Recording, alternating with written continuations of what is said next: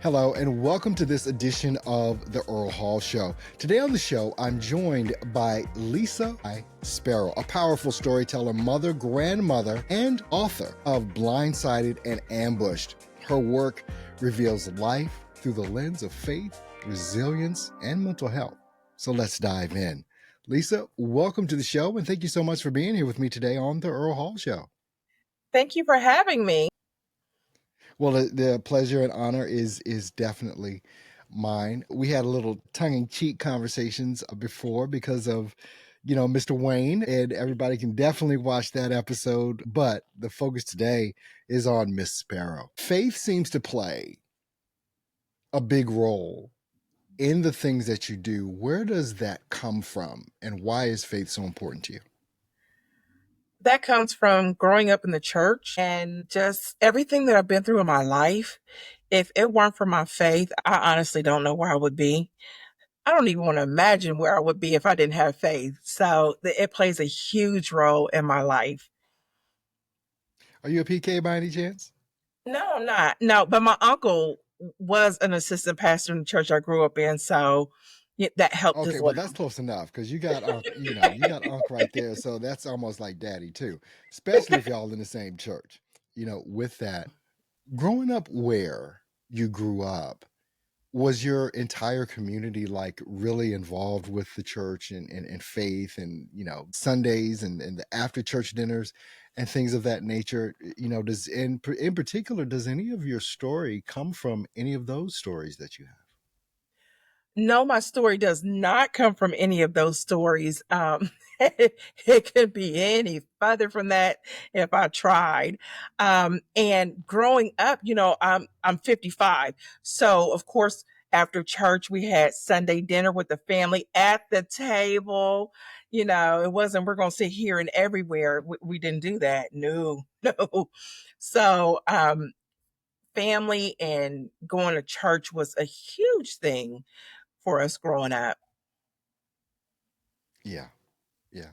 I mean, in your book that we're talking about, which is Blindsided and Ambushed, a lot of us that grew up in the church, it's the kind of the same reference, and we talk about mustard seed faith with that. Yes. What is that really? How does that speak to you in regards to that mustard seed faith, the smallest seed that we Exactly. understand? Exactly. Okay, so to be clear, sometimes I didn't even have the mustard seed faith. I had the dust of the mustard seed. At the very bottom of the container is that dust that collects, and sometimes that's all I had. But it helped me to get through some horrible times that is described in my book. And I've been through things that you just couldn't imagine. All I had was faith. I had absolutely nothing else. So for me, it meant to hold on. That's all I had. I had nothing to lose at that point by having mustard seed faith. Yeah, and I think a lot of us look at it and describe it kind of in that same way, knowing that if I can just hold on to this little bit, there's a lot that can come from that. I might not be able to hold on to a lot right now, but I can hold on to this little bit, right, Exactly. and move forward. When you think about writing this story, and you talk in the book about the unconditional love of friends that stood in place of family. And so many times, you hear people say, you can't choose your family, but you can choose your friends. How big of a role did understanding that and being able to select who you trusted with what play an impact for you? Oh, it was huge. It was absolutely huge because I had always been a single mother. So during that 18-month journey, I had to entrust people to help me raise my son because he was still at home. My daughter had already graduated and was in college, but my son was still at home. And my children, now my grandchildren, are the most important to me beyond, Wayne Franklin. But that's the thing is that, this is my baby. I need to make sure he's okay. So I had to trust because of the medical issues I was having, I needed people to help me as well. So, with that being said, it was faith, it was friends, it was just, I don't know what I'm going to do because above everything else, I'm a mother before I'm anything else. When you were just saying all of that, like you can tell and you can sense that the passion that you have behind this. What I'm really wondering, and I believe what so many other people are wondering, when a person like you that becomes an author and actually puts their stories down, pen to paper, was there a struggle for you to be this transparent? No, it was not a struggle. The struggle was remembering because what I remembered and the reality of what happened was not always the same.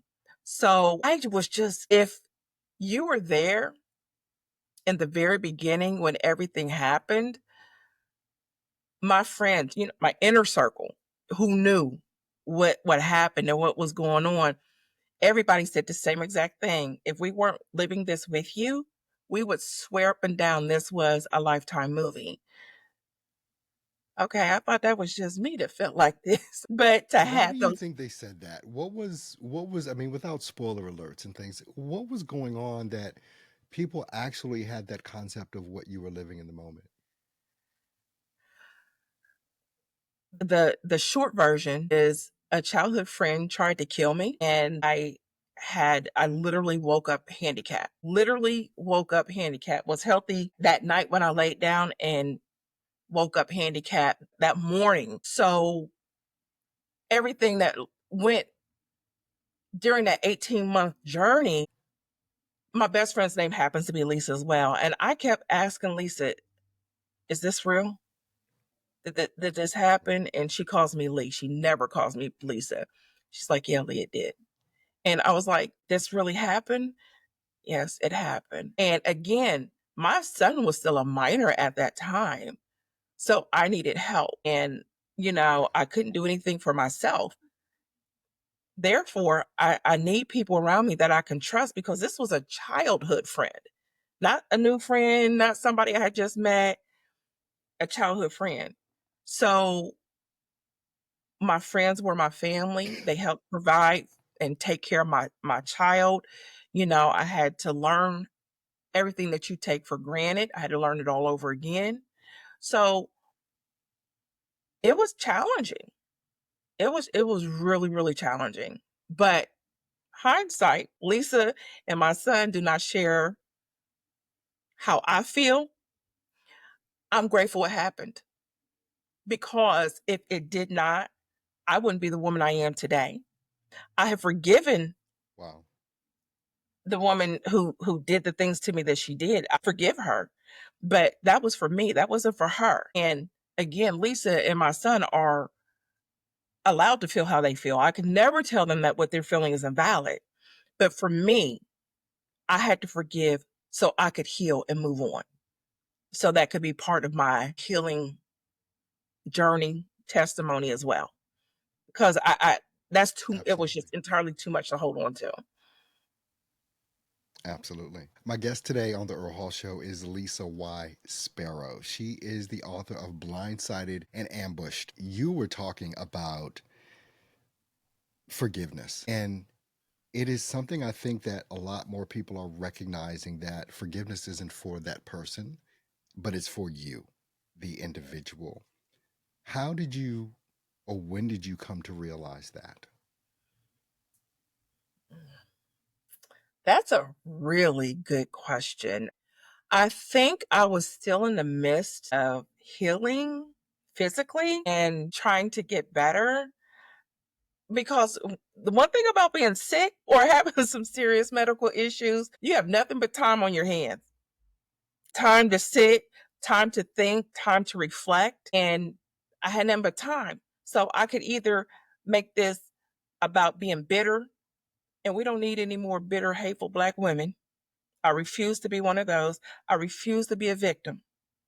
So I want people to be able to look at me and be like, oh my gosh, after everything she's been through, this is the end result. So it was to be an example and to show people that if you push hard enough, if you persevere hard enough, you can get through the other side. And that is what was important to me, and to be an example to my children. Well, I'm looking at, and I'm realizing the title of your book is really intriguing: Blindsided and Ambushed. Why that title? Because I was blindsided and ambushed. Because you never expect for anybody to try to kill you. So I was Mm. blindsided and ambushed in like by someone I actually know. And I don't know what the exact numbers are, but most people are killed or attempted murder by someone they know. And I never saw it coming. Never saw it coming, never had an inkling. And even all of these years later, and I'm looking back, I'm like, there were no signs, there were no signals. And usually you do get a sign or a signal. There were none. Dealing with those types of things, was it your faith mostly that helped you overcome the mental stress of these things, or was it the friendships and the family that really helped draw you out? I will say friendships, but more than anything, it was my son because we lost everything. And I'm looking into these beautiful brown eyes, and I have to pull it together for him. I can't let him see me collapse under the weight of life. And regardless of what's going through, I still had to be a mother. So for me, looking at that baby every day, I mean, he was 12. He's still my baby. He's 27 and six foot Yeah, four, but he's still my baby. And for me, again, it was just being an example. And I did not want anybody to look at me and be pitiful, and pity me because of what I had been through or because X, Y, and Z happened to me. No, I want you to be able to I look at understand me. that. Yeah, yeah. What is it that I'm sure writing the book was therapeutic Oh, for you. yes. What is it that you want people to take from this piece of literature, Blindsided and Ambushed?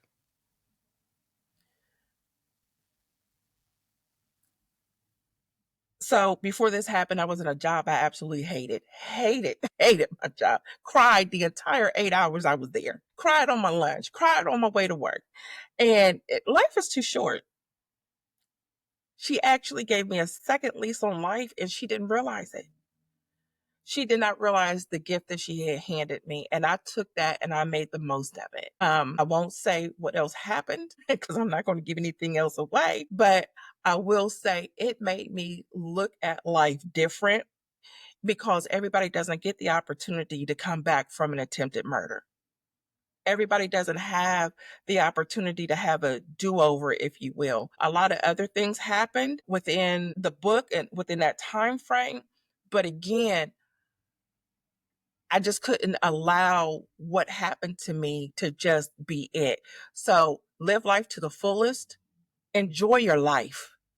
Oh my gosh, there's so much to see and so much to do. I can't believe that I'm the same woman that went through all of this in 2011. Because if you knew me then and you know me now, you'd be like, oh, you look the same, but you're not the same. And I have a drive and sheer determination that even I didn't know I had. And you find out a lot about yourself. So there's nothing wrong with taking time to sit still to learn who you are, but it made my life richer. It made my life so much richer, and it really defined my faith. So, when people come to me, first thing you do is pray, baby. Pray and listen to what God has to say. And we don't always listen. And that's the thing. It's time to listen sometimes. And that's what I had to do. So to take this away is faith, friends, family, and figure you out. Absolutely. I love that. What made you, even because this isn't your only book, so what made you want to become an author in the first place and tell these stories? I love writing. That is my passion. It is very, very cathartic for me. And it gives you another perspective on life. You think you're the only person who's gone through something or done something. And my first book, I mean, my email blew up and people were like, thank you so much for telling my story. I'm like, you're welcome. But it's just very cathartic for me. And writing is truly my passion. I would love to do that as a full time gig, if you will. But there is a true art to storytelling, and I'm an avid reader and I can get lost in the pages. I don't know about you, but okay, I'm gonna just read for 30 minutes, 30 minutes. Well, 3 hours later, Lord, I forgot to make dinner for the baby. So, and a good writer, you do get lost and you can't stop turning the pages. And that is what's intriguing to me as well. Well, this has been an interesting conversation. I've been talking with Lisa Y. Sparrow. She's the author of Blindsided and Ambushed. She's been our featured guest today on the Earl Hall Show. Lisa, I want to thank you for just taking this opportunity to be with me and share with us today. We're going to have links to the book inside of, the show notes for this show. How would you also like people to stay in contact with you? I am on Facebook, author Lisa Y. Sparrow. I am also on IG as author Lisa Y. Sparrow. And I am on X as author Lisa Y. Sparrow. So if you just Google me, I'll pop up in every way you can think of, you can get in contact with me. Awesome. Well, Miss Sparrow, thank you once again for being with us on the Earl Hall Show and wishing you the best of luck. And to all of you, the viewing audience, thank you so much for tuning in with us today. And make sure you click those links in the description, grab this book, because I'm sure it will inspire and impact you in many different ways. Until next time, we'll see you on the next episode of the Earl Hall Show. Take care.